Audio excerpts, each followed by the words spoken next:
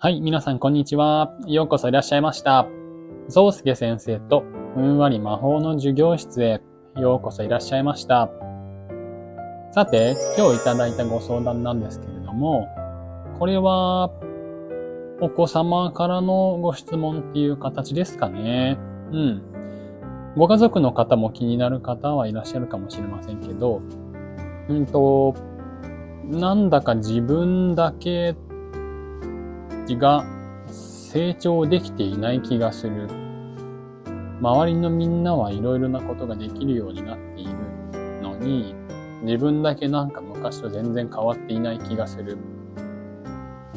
これをどうしたらよいだろうかっていうようなお話いただいたんですけれど、ちょっとこれは抽象的ですね。具体的な形としては、例えば、そうですね、勉強に関して言えば、成績が全然伸びないとか、勉強しているにもかかわらず成績が伸びないとか、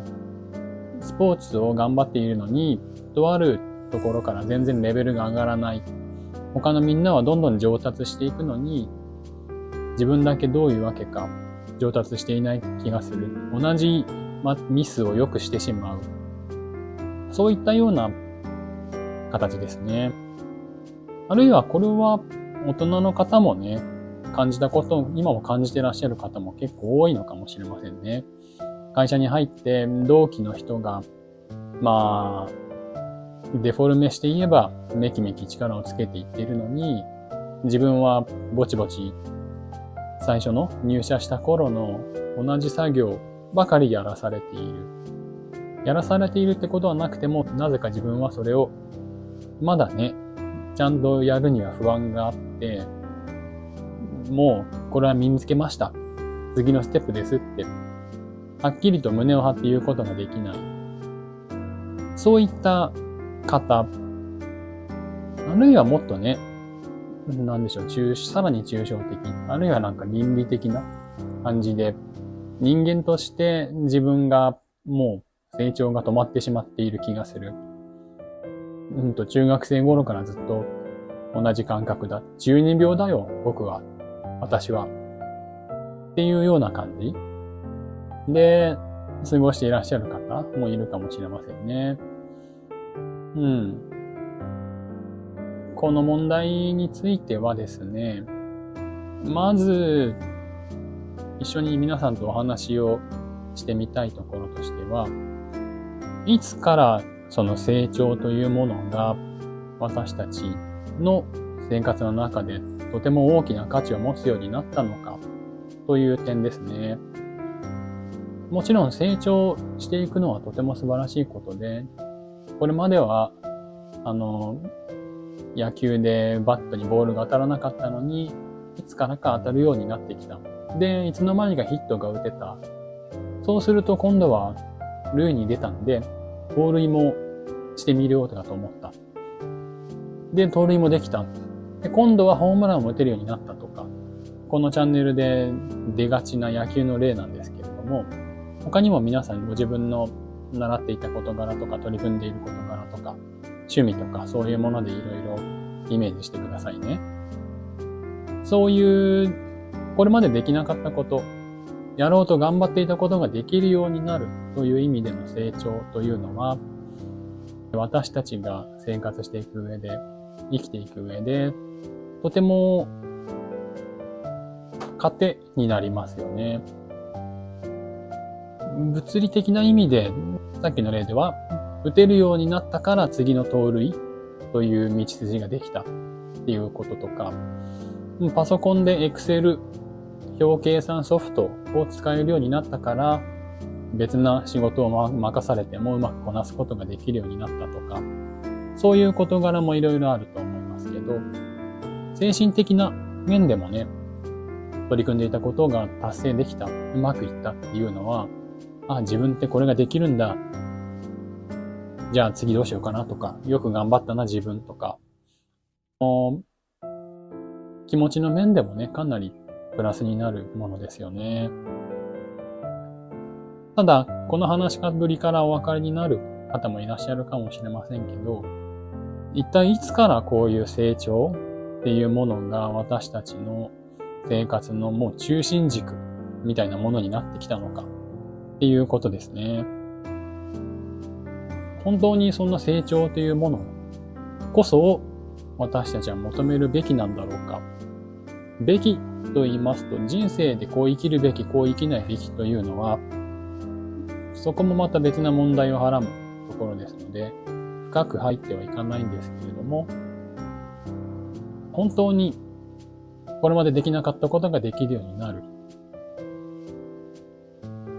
これまで苦しいと感じていたものをそう感じなくなる。より自分自身が、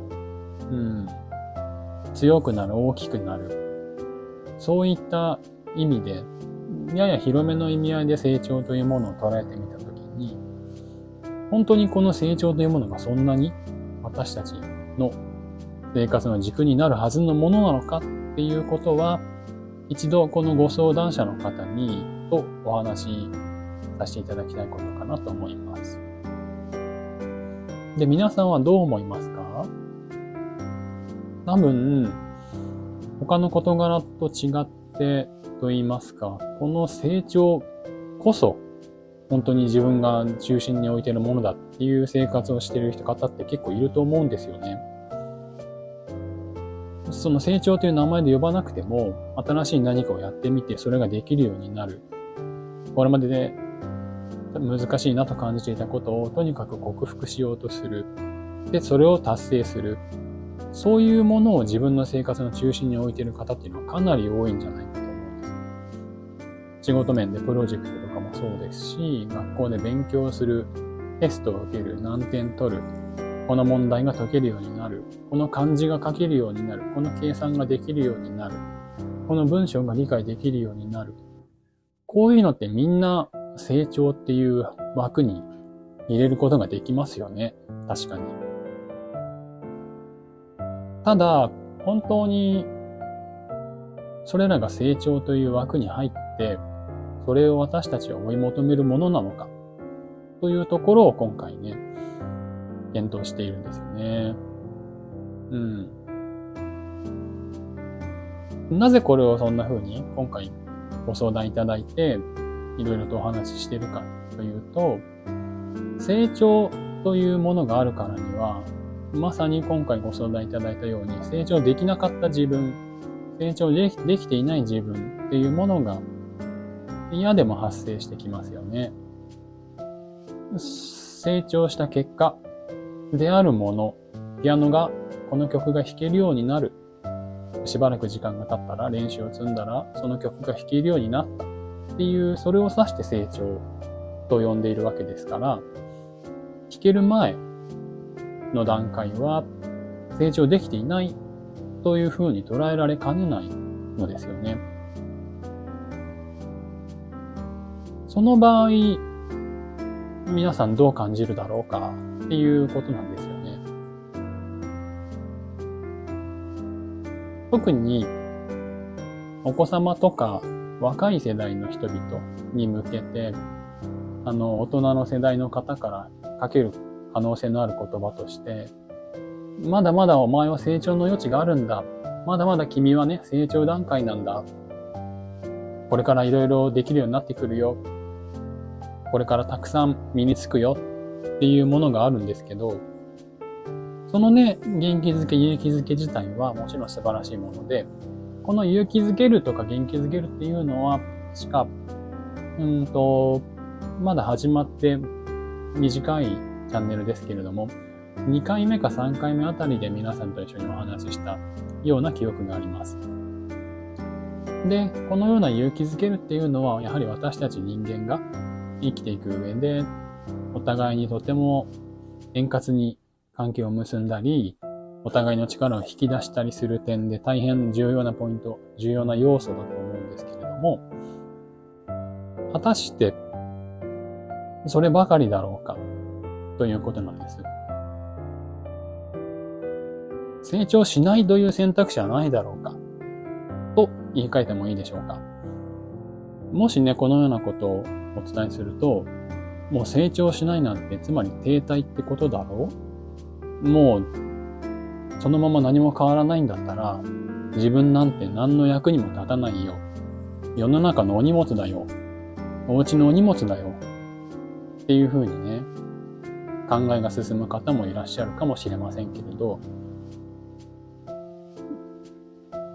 改めてこの問題提起を正確にお伝えすれば、その今出てきた講談の方ですね。本当に成長しないと、私たちは、これをお聞きくださっているあなたは、ダメなのか、ということなんですよね。いかがでしょうか？これ、どのように思いますか？中にはね、成長するっていうことが当然の流れになっていて、今僕がお話ししたようなことが、もう大変馬鹿らしく聞こえる方もいるでしょう。成長しないなんて、この世界に生まれてきて、成長する、だんだん大きくなっていっていろいろ身につける。それ以外に何があるんだよ。というふうに感じる方もいるでしょう。一方で、成長をじゃあ試しに取り除いてみるとどうだろうか。どの例がいいでしょうね。野球の例だとどうでしょうか。野球でバットにボールが当たらない。バットにボールが当たらなくてもいいじゃないか。野球をする上ではなかなか問題ありますよね。基本的にはその人はやっぱり打者にはなれないでしょっていう形にはなるでしょうね。振り逃げを狙いまくるとかね、そういう形になるかもしれません。そこで今ちょっと分かってきたのが、野球をする上ではっていう条件がつくっていうことですね。こういう成長っていうことを考え始めると。何に照らして成長なんですかということを。今の例を続けると、その野球少年、野球少女は、ボールがバットに当たらなかったかもしれないけれど、そうやって生活している間、みんなと一緒にね、走り込みはしているかもしれませんし、逆に走り込みをサボりまくる、その戦略を身につけているかもしれませんし、実はなんかマネージャーっぽく、みんなの様子をよく見るかもしれませんし、いろいろやっていますよね。本当にバットにボールを当てようとして、5年10年と過ごす人っていうのはやっぱりいないわけですから、まずこの段階で取り出した野球で、打者になる、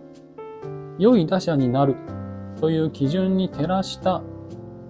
形では成長できていませんが、他の面でいろんなところが、そうでしょうね。こちらは括弧書きにしたいところですけど、成長していっている。変化していっている。ということだと思うんですよ。なので、成長といったときにまず私たちが気をつけるべき事柄は何に照らしてなんだっていうことと、自分たちがその枠、その基準の中でだけ成長か、不成長、非成長か、という、そこの枠の中だけで自分の生活を規定してしまっていないか、そういうところを私たちは意識的になる必要があると思いますね。そうしないと、このチャンネルで皆さんとお話しする中でよく出てくることかと思うんですけれども、ある一定の事柄の要素、基準のみで自分の生活全体、自分が生きていること全体を評価してしまう。このあたりはね、前回お話しした内容とも結構被っていると思いますね。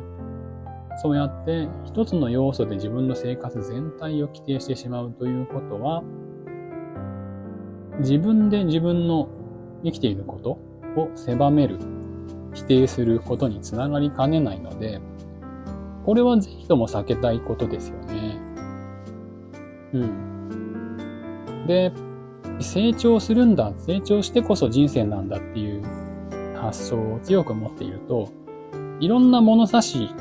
において自分の長さが、自分の背の高さがいろんな物差しにおいて伸びるんだっていうところを楽しんでいる。それを目指しているカラーが強くなると思うので、それも私たちの生活の大事なポイントだとは思いますけれども、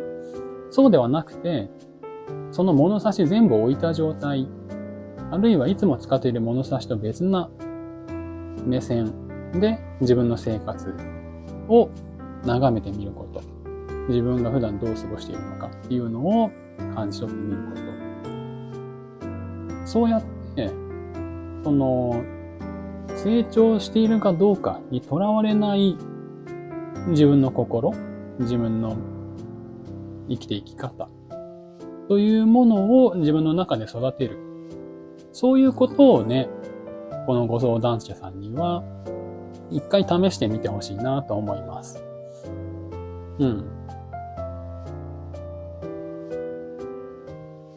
それによってね、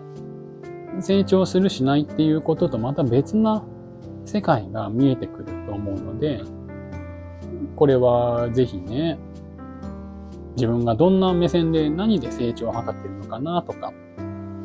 どういう事柄について他の人と比べて成長できてないなって感じているのかなとか、